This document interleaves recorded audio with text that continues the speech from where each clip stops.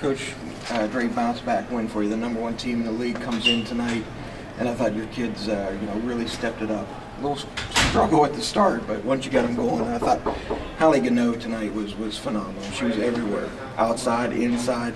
Her teammates describe her as being sneaky and sneaky good, and she's all over the court tonight, making threes, making layups, finding the open rebound, and doing a little bit of everything for you. But everybody got involved for you. Nice win for you. Well, it is a great win for us, but I also want to make sure I begin by saying what a great job Jenna's doing with Shepherd.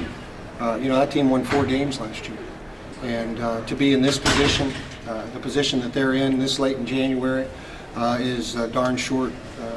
Is almost phenomenal. It's almost phenomenal. And that's probably not a surprise to you. Well, it wasn't a surprise to me. I know her, but to a lot of other people, it was a big surprise, and it wasn't a surprise to me. It isn't a surprise to me at all. And I would have said this had we lost. I just think she's doing such a great job, and I'm just really proud of her. How hard is that to do the teacher-pupil?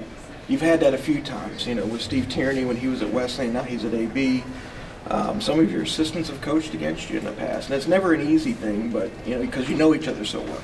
Well, quite honestly, I always thought that when you coach against your assistant coach for the first time as a head coach, it's advantage to the former assistant, because they know everything about you and what you're going to do, and you really don't know what kinds of adjustments they're going to make in their style of play. Certainly we scout. I've watched Shepherd probably play 10 games on film, but you see the X's and O's, but it's also a feel for the game.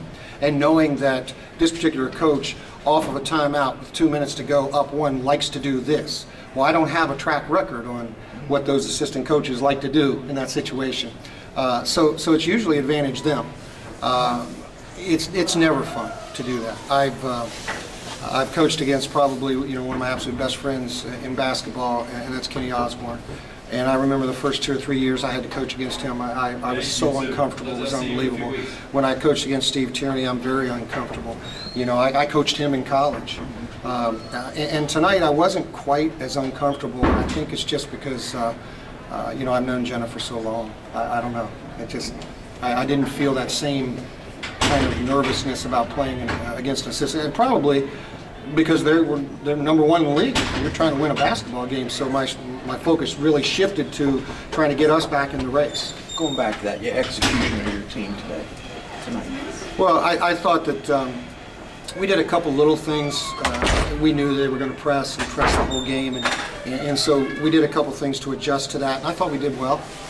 We did well against that. We didn't look like you've seen us look a couple of times this year.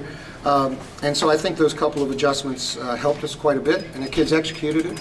We kind of stayed with our motion type offense most of the game. I think we ran 3 sets or 4 sets the entire night, and that was also a little bit because I knew of the familiarity, and I didn't think we were going to get much out of those sets. So we stayed with spreading them out and trying to attack off the dribble. But the kids really, I tell you what, the second half, I told them I thought we were going to have to play the first 5 minutes of the second half to get it to the last 5, and I honestly think we played all 20. I mean, we really played for 20 minutes in the second half, and I didn't see hardly any letdown. Tell me